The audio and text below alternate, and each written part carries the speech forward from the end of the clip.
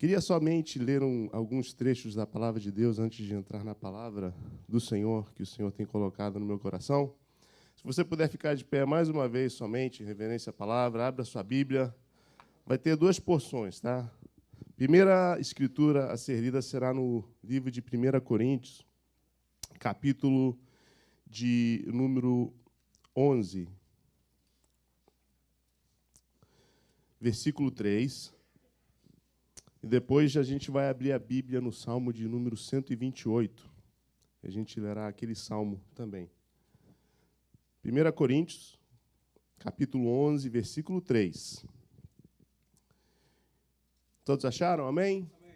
Que diz assim: mas quero que saibais que Cristo é a cabeça de todo varão, e o varão a cabeça da mulher, e Deus a cabeça de Cristo. Amém?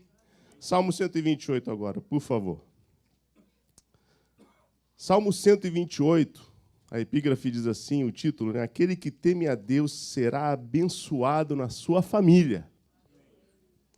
E diz assim: bem-aventurado aquele que teme ao Senhor e anda nos seus caminhos, pois comerás do trabalho das tuas mãos, feliz serás e te irá bem. A tua mulher será como a videira frutífera ao lado da tua casa, os teus filhos como plantas de oliveira à roda de tua mesa. Eis que assim será abençoado o homem que teme ao Senhor. O Senhor te abençoará desde Sião, e tu verás o bem de Jerusalém em todos os dias da tua vida. E verás os filhos de teus filhos, e a paz sobre Israel. Amém? Curve a sua cabeça. Senhor Deus, nós pedimos, Senhor, eu te peço mais uma vez que o Senhor venha me ajudar a pregar, Senhor, a tua bendita palavra. O Senhor conhece as minhas limitações, mas eu peço nesse momento que eu possa desaparecer e que somente o teu Espírito possa ministrar aos corações nesse lugar, em nome de Jesus. Amém, igreja? Podem se assentar, irmãos. Como vocês estão vendo ali na tela, o tema é sobre alinhamento. Um desses dias eu estava indo para um determinado lugar e eu notei que o meu carro estava um pouco diferente. Geralmente, o meu carro é macio, né, relativamente falando. E naquele determinado dia eu senti que alguma coisa estava estranha naquele carro. Estava querendo chegar ao meu destino, mas algo estava estranho, estava fora do lugar. Eu notei que a direção, o volante, ele começou a tremer um pouquinho.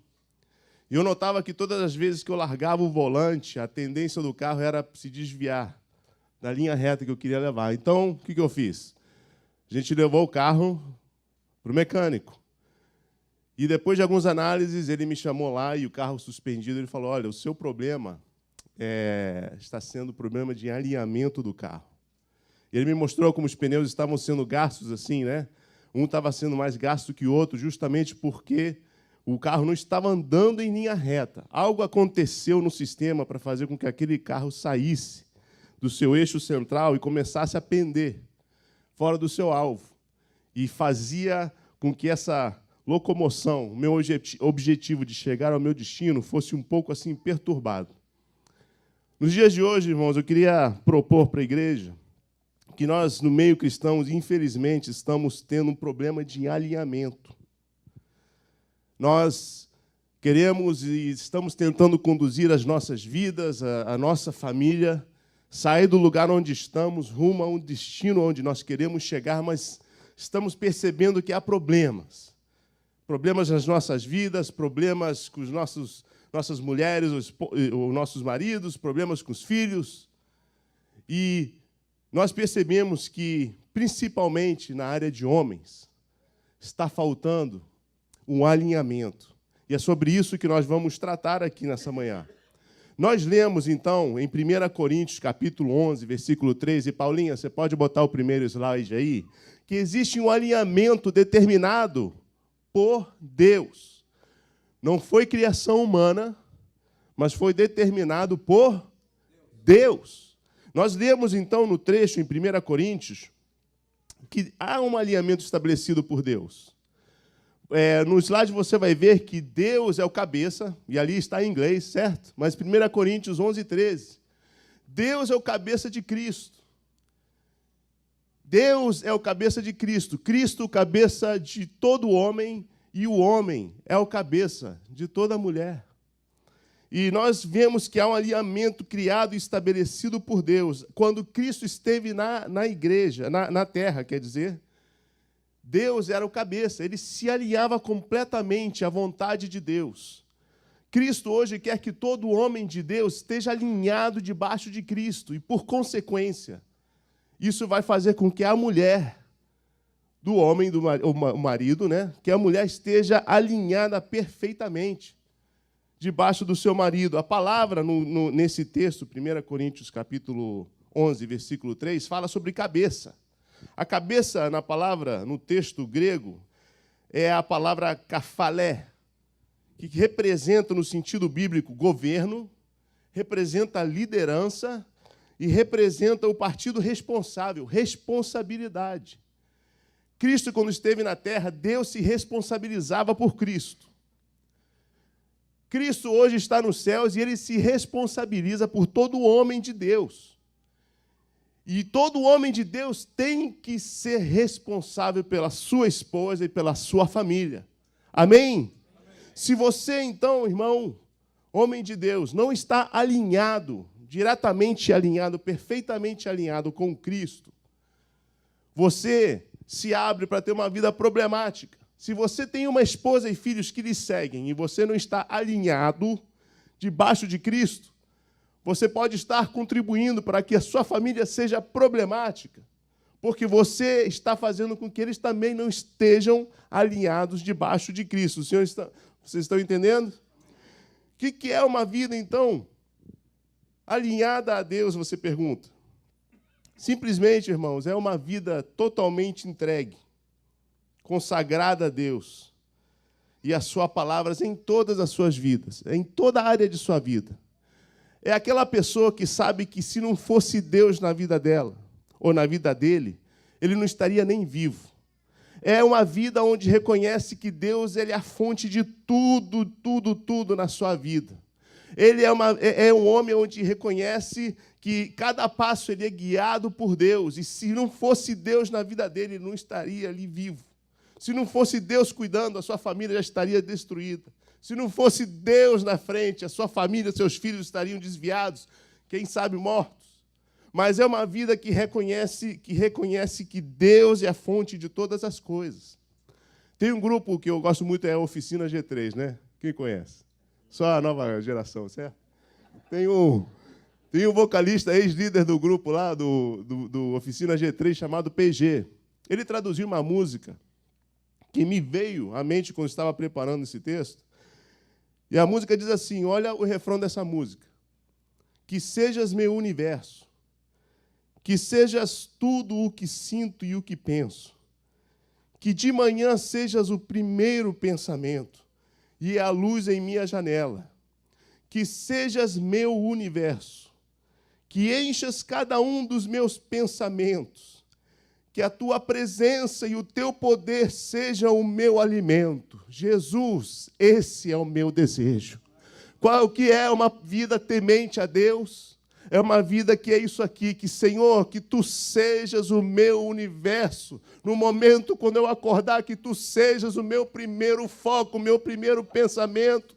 Durante o dia, em cada passo que eu der, que a Tua presença e o Teu poder sejam o meu alimento. Até na hora que eu for deitar de novo, que o Senhor vinha me impregnar com a sua presença. Isso é o desejo de um homem de Deus que está alinhado com Cristo. E se o seu coração não deseja, não está com vontade de ter isso, se você não tem esse desejo, peça misericórdia, porque Deus está aqui nesse lugar para te ajudar. Ele quer fazer brotar esse sentimento, essa sede. Tem um salmo que diz, como a corça anseia. A irmã, eu lembro da pregação da Edmeia, quando ela estava aqui, a pastora Edmeia, disse que na palavra o ansiar é a palavra em inglês chamada pants. E essa palavra pants representa alguém que está ansioso, Imagine um animal ansioso para ter uma gota de água. E o salmista diz, como a corça anseia pelas águas, assim anseia a minha alma por ti, ó Deus. Peça a Ele, nesse momento, homem de Deus, para que Ele venha reacender essa chama no seu coração. Porque nós estamos falando aqui de alinhamento. Romanos, capítulo 12, versículo 1, diz assim, rogo-vos, pois, irmãos. A palavra rogo-vos é pedir insistentemente que você apresente os seus corpos como sacrifício vivo, santo e agradável, que é o vosso culto racional. É todo o seu ser. Todo o seu ser. Um dia eu estava vendo um seriado com a minha esposa, de repente, uma cena lá, vem um casal, um chamando o porquinho, vem cá, meu porquinho lindo. Não, você que é minha porquinha linda. Você é minha porquinha mais linda, a porca mais linda que já vi. Não, você é meu porco predileto. Já pensou, irmão, chamar sua esposa de porcos? Vem cá, minha porquinha. Eu não entendi nada, a gente ficou se olhando, né, Leila? A gente ficou se olhando, não entendendo nada. Depois que eles foram explicar a história, tem uma história aqui na América que é sobre a galinha e o porco. E eles estavam andando no caminho, conversando, né? Como é que está o galinheiro, como é que está a pocilga. E passaram em frente ao restaurante. E tinha uma placa no restaurante dizendo assim, precisa-se urgentemente de ovos e bacon. A galinha olhou para o porco olhou para a galinha falou, vamos ajudar esse cara aí.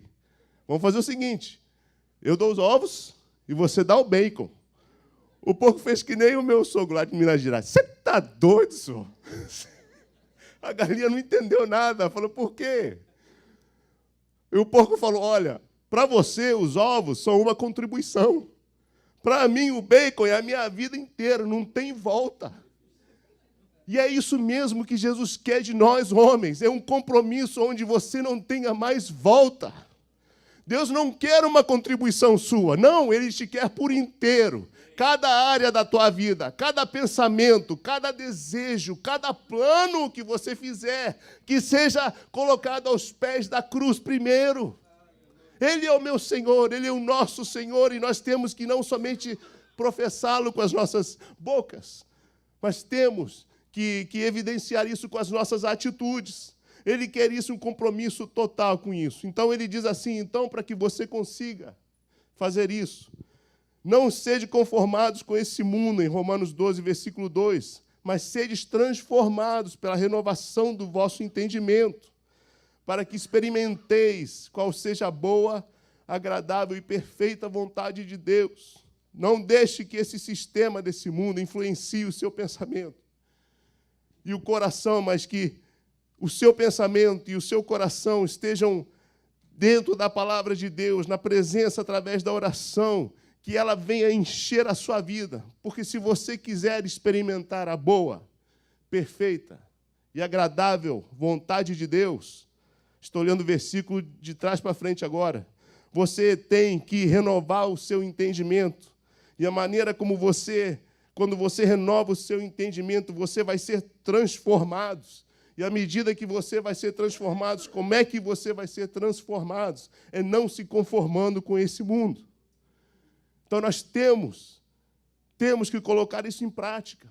E Deus tem uma promessa. Se você pedir a Deus um coração que é dedicado, totalmente voltado a Ele, Deus tem uma promessa para todo homem de Deus aqui nesse lugar. A promessa está, então, agora nós vamos para o Salmo 128. O que é ter... Você tem algum exemplo de uma vida que é abençoada por causa desse alinhamento? Esse salmo te descreve e nos ajuda a entender nessa manhã. Esse salmo aqui descreve o alinhamento de um homem de Deus e o que acontece quando esse alinhamento existe numa família. Nós entendemos que este salmo é escrito para um homem, porque no versículo 3 fala a sua mulher, e no versículo 4 fala que assim será esse homem abençoado. Então, ele é dirigido para todo homem de Deus. Nós entendemos, então, que o tema de hoje é sobre alinhamento. E esse salmo envolve 4 áreas quatro áreas, né, da nossa vida, essencial para a nossa vida como homens. Eu não sei se eu terei o tempo de falar das quatro, mas eu farei o possível. Então, Salmo 128, todo mundo com a Bíblia aberta aí? Ele diz o seguinte, olha, a palavra de Deus, ela profere uma bênção sobre todo homem que teme a Deus. Ele diz assim, bem-aventurado ou abençoado, aquele que teme ao Senhor e anda nos seus caminhos. Entenderam? Primeira palavra a ser descrita aqui é temer. A palavra temer, a palavra abençoado, ser bem-aventurado ou abençoado. No sentido bíblico, essa palavra significa experimentar, desfrutar e estender a bondade de Deus através da nossa vida. Isso é ser abençoado, é você experimentar e desfrutar do favor de Deus, da bondade de Deus. E não para por aí. Quando você recebe, você vai querer distribuir a bênção. E aí começa o fluxo de bênção, o fluir da bênção. Então você, para ser abençoado, tem que ter um critério. E o primeiro critério encontrado nesse versículo aqui é o seguinte, é a palavra temer. Bem-aventurado aquele que teme ao Senhor. Para você ser abençoado, você tem que temer ao Senhor. Essa palavra, temer, é uma palavra que, na maioria das vezes, tem um sentido duplo. Todos nós conhecemos a palavra temer relacionado com medo, certo? É quando falam para a Argentina que o rival vai ser Brasil. Ou quando falam para o Brasil que o rival vai ser Alemanha. Né? Não, tinha que dar. Bom, então, temer, aquele medo que dá, sabe? Aquele receio do mal, aquela vontade de fugir. Mas com Deus tem outro segundo sentido. É o sentido de assombro, é aquela reverência sentida quando você está diante de uma autoridade suprema. Está entendendo? E eu, quando estava escrevendo essa mensagem, Deus me fez lembrar de algo, gente. Eu estava namorando a irmã Leila, no tempo de faculdade, aqui na América. E eu não sei o que lá, eu tive que me arrumar rápido. Entrei no carro de uma vez, irmãos, e eu estava morando num condomínio. Isso lá em St. Petersburg, né? Aqui na Flórida. E então, eu saindo lá, o meu condomínio, então, na saída do condomínio, tinha 3 faixas. Uma para o sentido, né, que vai para a direita, uma faixa do meio e a outra faixa que ia para o sentido contrário. Estava escurecendo, tinha visibilidade, mas o dia já estava escurecendo. Olhei para um lado, olhei para o outro, vi trânsito vindo. Falei, acho que vai dar. Engatei a primeira, carro de marcha, saí cantando o pneu. Né? Saí cortando as faixas, irmãos. E eu entrei na faixa lá, a terceira faixa. Eu me senti o 007, irmão, naquele carro com marcha. Bonito. Posição no carro assim, né? Já viu o Playboy, né? Acelerando. Quando eu me dou conta, irmãos, eu acelerando. Quando eu faço isso aqui, irmãos, os irmãos conhecem aquela viatura preta aqui da Flórida? Tem uma viatura aqui para o pessoal da internet, tem o Polícia Estadual. Viatura preta. Pensa em alguém pálido dirigindo um carro. De susto, era eu naquele dia. Irmãos, naquela posição que eu estava, assim, agora, irmãos, reto, as 2 mãos no volante, tremendo. Meus olhos focados no velocímetro, irmão, focado assim para ver, assim, mas não desviava o olhar. O meu pé ficou tão sensível, irmãos. O meu pé direito, irmão, cada milímetro, eu conseguia controlar, nunca consegui fazer isso antes. E o carro reto, irmão. E ele ficou do meu lado, irmãos, acho que umas 10 milhas. Eu ia, ele ia. Eu parava. Ele parava, ele vinha e ficava do meu lado, suando frio. Sabe o que eu estou querendo dizer? A sua presença afetou tremendamente o meu comportamento na estrada. A sua presença, ele me fez mudar o meu comportamento. Sabe, ele fez com que eu estivesse sabendo que eu estava sendo observado. Cada decisão, cada freada. Por quê? Porque eu estava na sua presença, eu estava sendo impregnado pela sua presença. Eu sabia que ele estava de olho em mim, então todo o meu ser ficou infectado, impregnado pela sua presença. E naquele momento eu entendi esse conceito de temer. Não é assim nesse extremo com Deus, mas é mais ou menos isso, irmãos. Você nunca está só. Cada decisão, você saiba que Deus está de olho na sua vida em todo momento. Por isso que esse homem deste salmo é assim, bem-aventurado aquele homem que teme ao Senhor. Ele sabe que Deus está de olho em todo momento. Ele não é só santo aqui na igreja. Ele é santo na sua casa, é santo no seu trabalho, é em qualquer lugar onde pisar o seu pé, ele é santo, porque ele teme ao Senhor, ele está alinhado com Cristo. Posso ouvir um amém? Amém. É isso. Então, temer a Deus é isso. Isaías 33:6 diz que o tesouro, a Bíblia diz em Isaías 33, diz que há um tesouro a ser descoberto. Quando você teme a Deus, Deus será o seu tesouro. Isaías 33:6, não vou entrar porque senão não vai dar tempo. Mas esse é o problema. Em outras palavras, temer a Deus, em outras palavras, é levar a Deus a sério. E um dos maiores problemas da igreja hoje é que não se leva mais Deus a sério. Brincando com Deus. Diz que é, mas não é.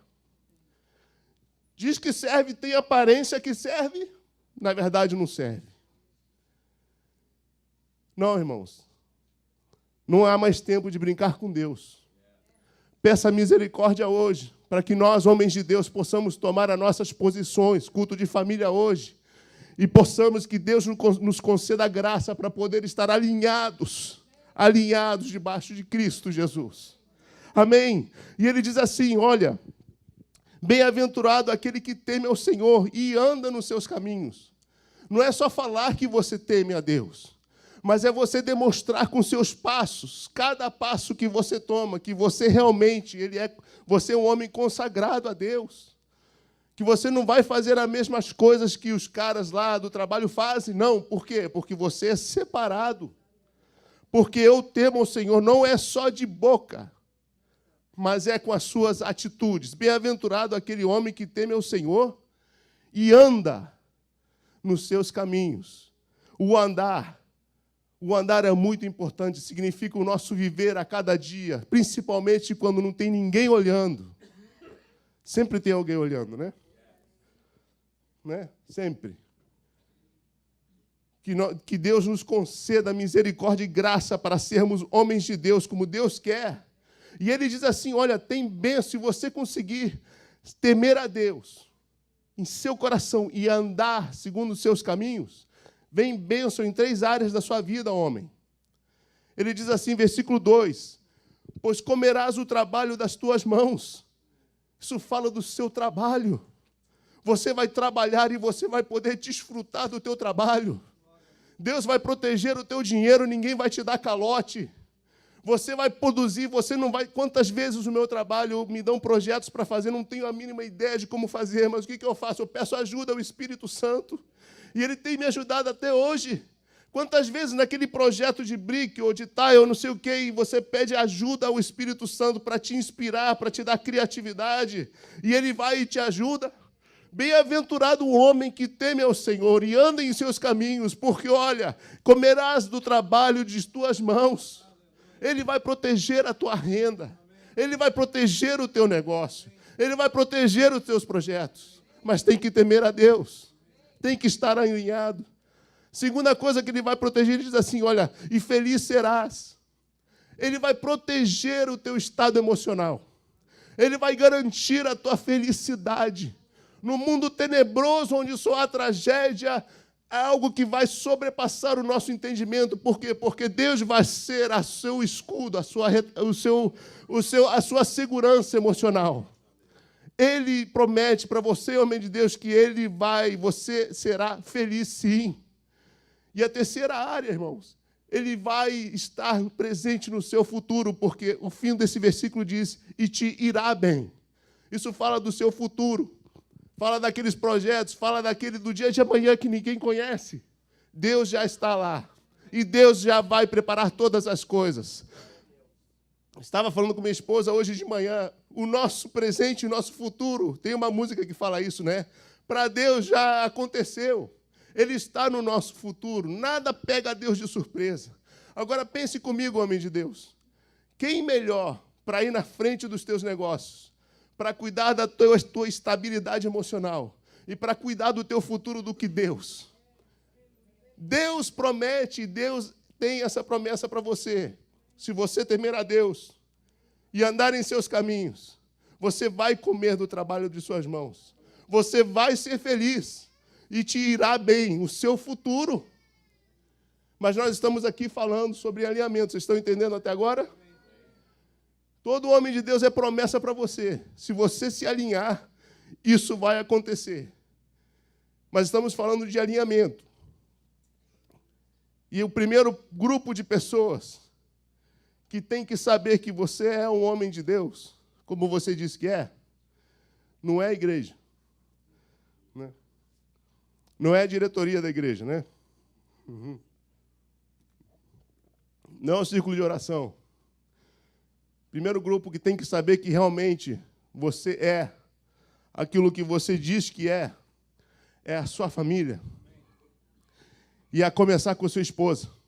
E o versículo 3 diz assim, e a tua mulher, não as tuas mulheres, tá? A tua mulher, só se tivesse dúvida, tá? É a tua mulher. Chega. A tua mulher será como a videira frutífera. Irmãos, há uma promessa de que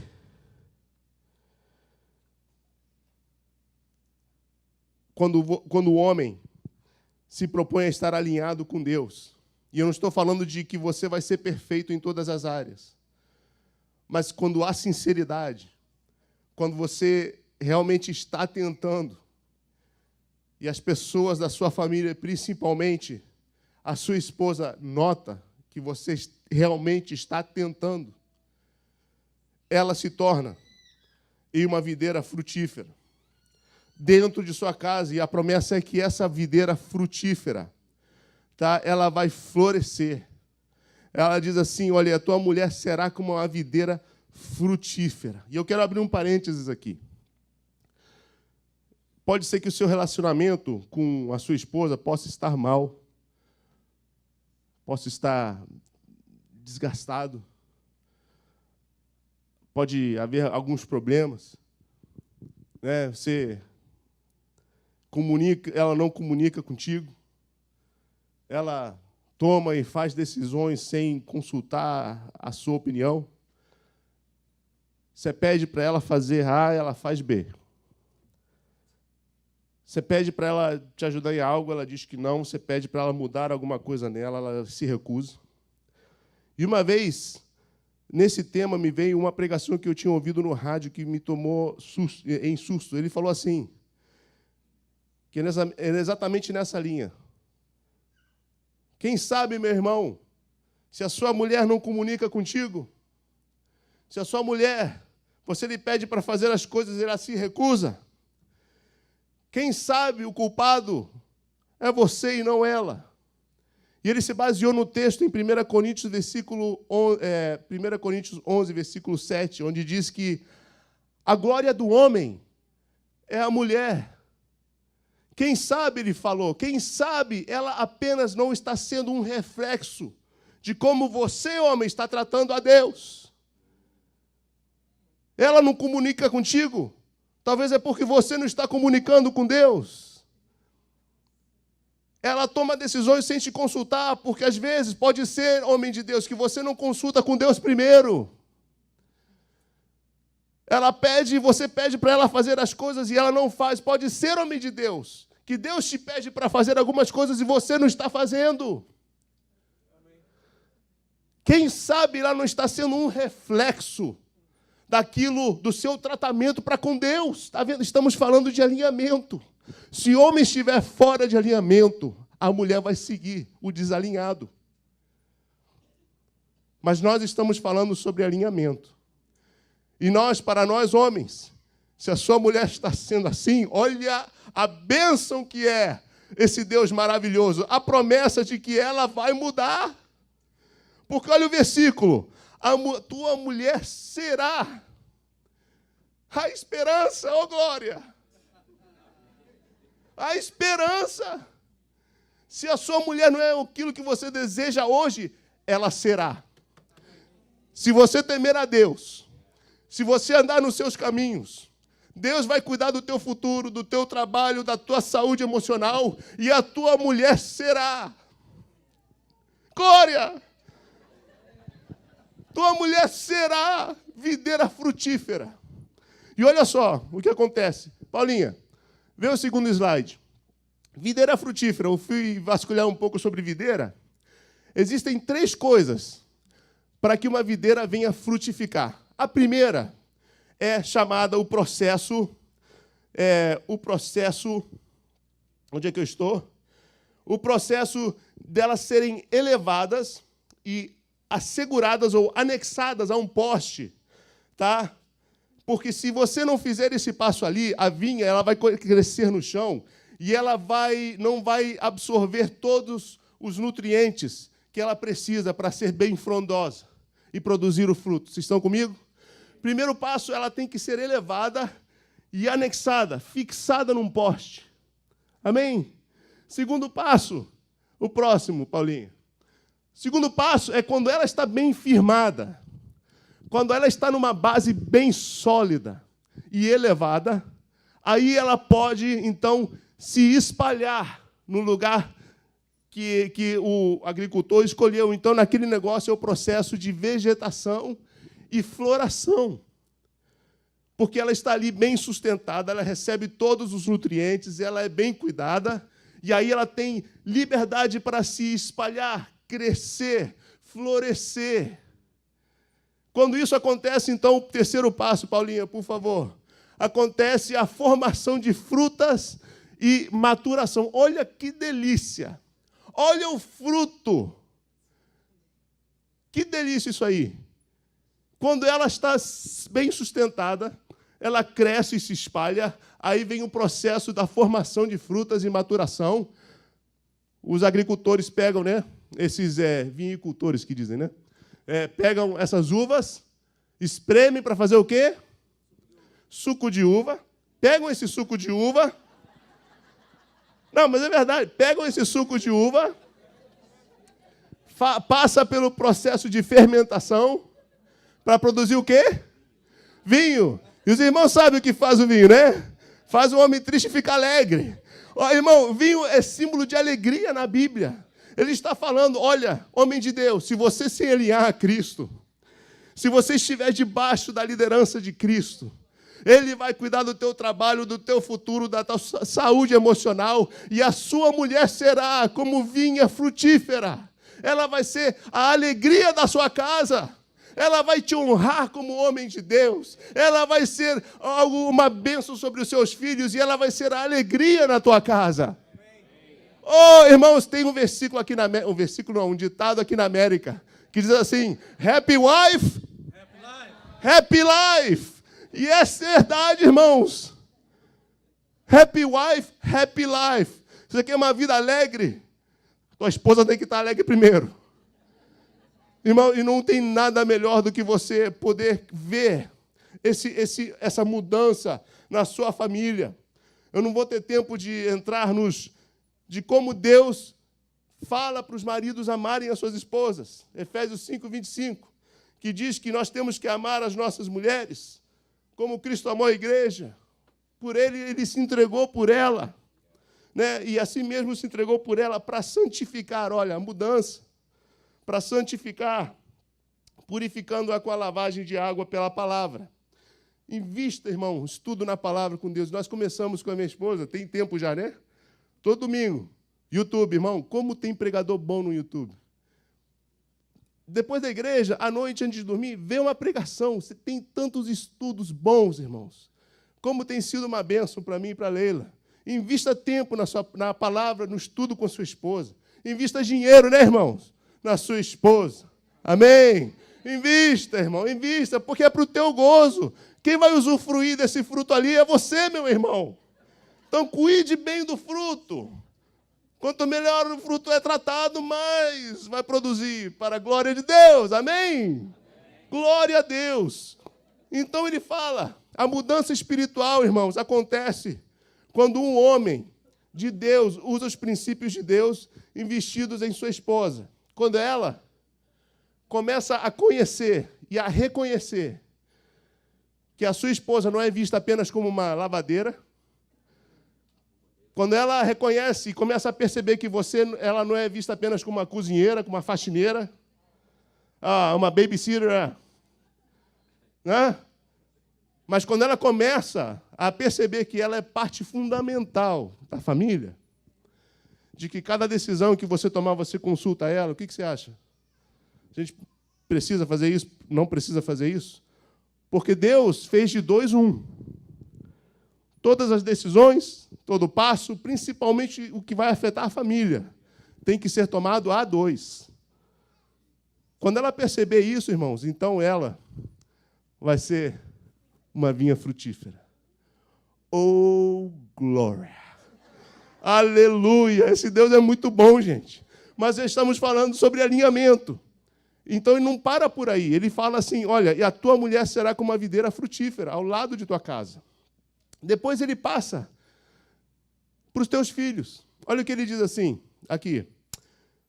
Os teus filhos, como plantas de oliveira, à roda de tua mesa. Vê o próximo slide aí, Paulinha, por favor. Eu coloquei ali uma planta de oliveira. Quando estudando sobre oliveira, você vai descobrir que leva 15 anos para aquela planta de oliveira se tornar numa oliveira frondosa, adulta, madura. Mas aqui que está o espetacular. Dizem que se você cuidar muito bem da oliveira, se ela for bem cuidada, bem nutrida, ela vai produzir frutos por mais de 2.000 anos. Tenho entendido que hoje, no Jardim do Getsemane, existem oliveiras com mais de 2.000 anos ainda produzindo fruto. Ainda produzindo fruto. Isso é porque, o próximo slide aí, Paulinha, as raízes da oliveira, elas são profundas. Elas são profundas. Quando o homem de Deus se alinha a Cristo, e a família começa a ver mudança, não só a esposa, mas agora os filhos estão vendo que dentro de sua casa há temor de Deus, que não é só aos domingos, aqui na hora da igreja, mas é na segunda, há temor de Deus. E não estou falando de perfeição. Todos nós somos falhos. Quantas vezes já tive que pedir desculpa para a Gabriela, para minhas filhas, olha, eu errei, me disse. Ninguém é perfeito, mas tem que haver sinceridade. Quando há essa sinceridade, quando a sua esposa vê isso e os seus filhos veem isso, então eles vão começar as suas raízes a ser formadas, e nós temos que nos empenhar, pai, homem de Deus, a fazer com que as raízes de nossos filhos e filhas sejam firmadas na palavra de Deus e nos princípios de Deus. Isso é algo que é ordenado por Deus. Os homens devem ser responsáveis pela educação, pelo investimento nos filhos, para que as suas raízes estejam arraigadas na palavra de Deus. Não é trabalho da igreja. Não é trabalho da igreja. A igreja simplesmente tem que reforçar aquilo que está sendo ensinado na casa. É o dever do pai de família investir tempo nas coisas de Deus. Porque se você não investir, adivinha quem vai investir?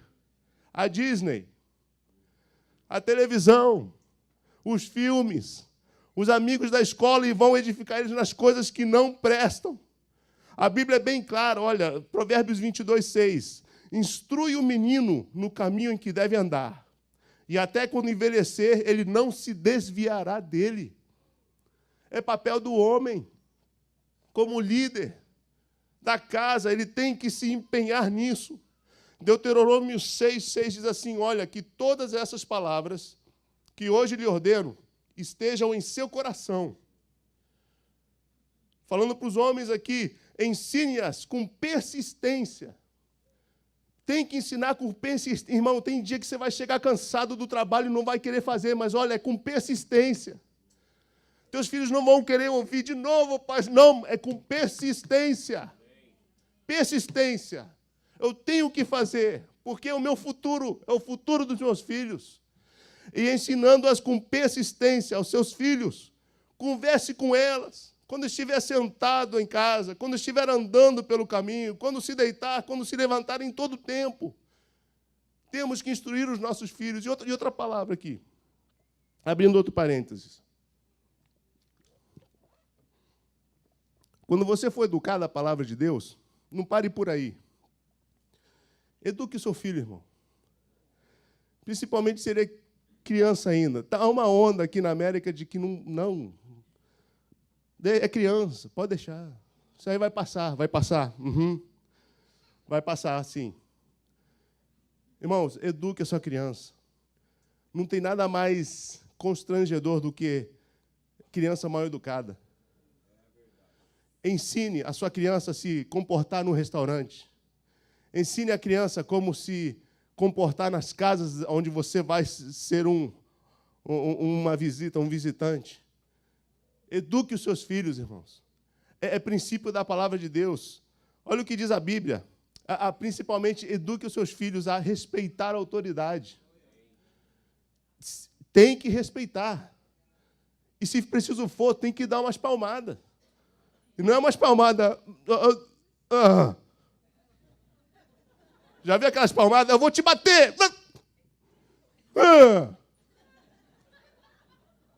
Já viu? O que você está fazendo? Ensinando para a criança que o que você fala não tem valor. Só da boca para fora. Queria que minha mãe estivesse aqui. Ela dava um curso assim, pós-graduação para todo mundo, irmão. Tem marca... Bom, deixa para lá. Irmão, olha o que a palavra de Deus diz. Quem se nega a castigar o seu filho, não o ama. Quem ama o seu filho, não hesita em discipliná-lo. Provérbios 13, 24. A palavra de Deus diz, olha, não evite disciplinar a criança.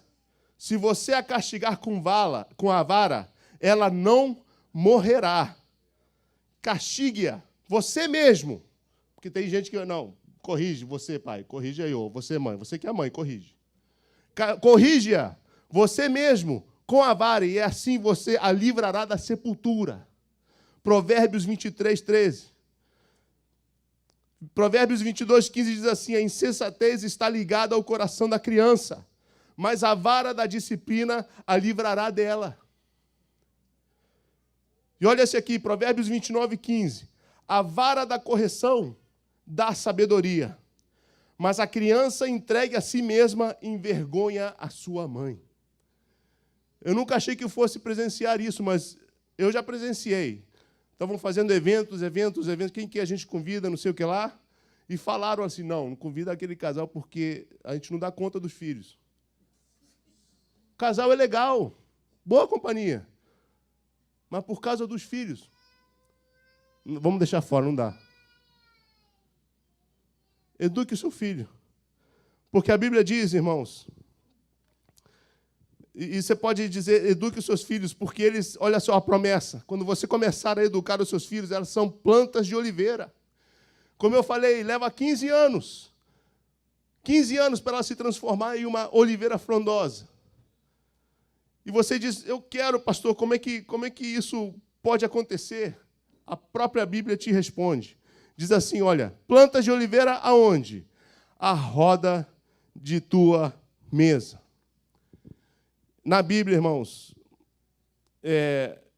a mesa tem um significado muito importante, muito profundo. É onde o homem se sentava, não somente para comer, mas ele se sentava para liderar a sua família. Ele, na cultura judaica, quando se sentava à mesa, ele afirmava e demonstrava o vínculo existente entre as pessoas sentadas na mesa. É onde o pai de família hoje se senta e você desliga a televisão, você desliga o celular E agora todos estão presentes na mesa e ali o líder vai liderar a sua família. É na mesa onde você vai colocar as coisas em ordem. É na mesa onde você pergunta se o trabalho de casa está sendo feito.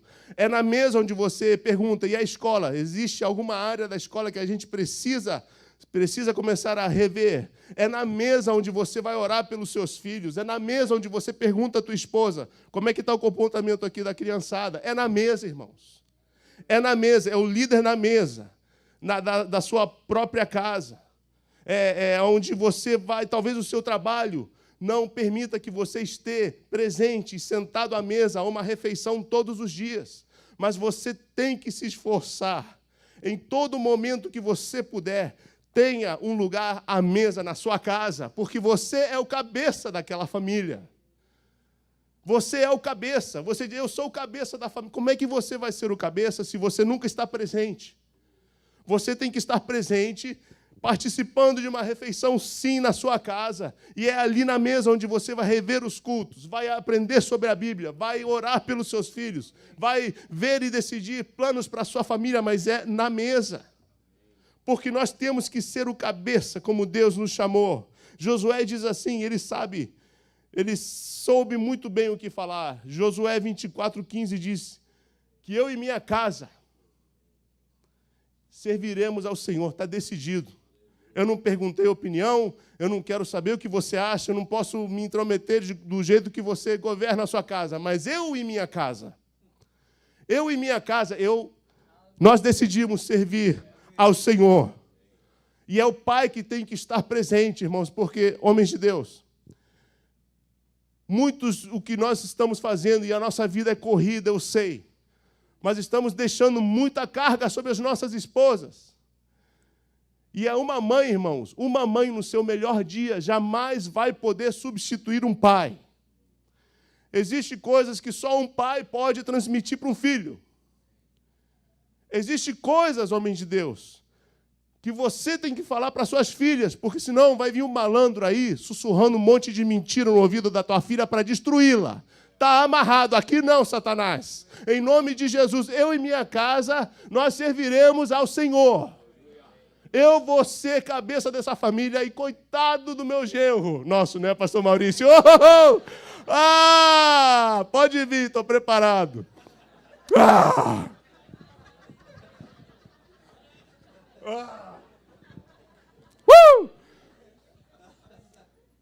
Que não. Glória a Deus. Mas a sua presença tem que ser sentida. Amém? E já encerrando.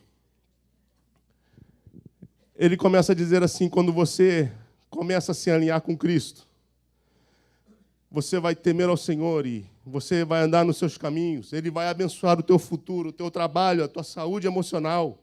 Ele vai transformar a tua mulher. Ele vai transformar os teus filhos. E ele diz assim, não para por aí. E ele diz assim, olha, ele confirma, versículo 4, eis que assim será abençoado o homem que teme ao Senhor. Só que não para por aí, este salmo começa, então, a envolver já rapidamente, não tenho tempo de entrar, que ele diz assim, olha o versículo 5 e 6, e o Senhor te abençoará desde Sião. Paulinho, o próximo slide, você sabe que Sião é um monte, lá em Israel, mas a palavra Sião é um significado que tem vários simbolismos, vários significados. Se refere à habitação santa de Deus, onde Ele realmente habita. Se refere à montanha de Sião, ao monte de Sião. Se refere à cidade de Jerusalém. Mas também se referia ao templo, onde todo homem de Deus se apresentava para adorar a Deus. E era inconcebível, irmãos, de ter um homem judeu que não fosse participante do templo de Deus a adorar a Deus. Era inconcebível. Ele tinha que fazer parte da sua igreja. Ele tinha que fazer parte da vida de adoração da igreja. Por quê? Porque ele, levando a sua família, ele mostra para a sua família de que nós fazemos parte de algo maior. Somos parte de uma família.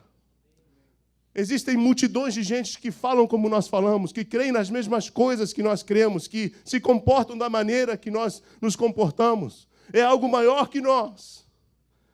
Então, quando você leva a sua família dentro desse alinhamento à igreja, a sua igreja é composta por famílias alinhadas debaixo de Cristo. E ele vai, então, falar depois de Jerusalém e depois de Israel. Essa bênção, quando você está bem alinhado, ela vai ser transferida não somente para a igreja, mas a igreja para a cidade e a cidade para a nação. Porque você vai me ajudar a pregar aqui. Se o homem não está alinhado com Cristo, ele se torna um homem problemático. Se o homem problemático tem esposa e filhos, a sua família é uma família? Você leva a sua família problemática para a igreja, a sua igreja se torna numa igreja? A sua igreja, que é problemática, faz parte de uma cidade, a cidade se torna? A cidade que faz parte de um estado, né? O estado se torna? O estado que faz parte de um país, o país se torna? E o país, que é parte de um mundo se torna?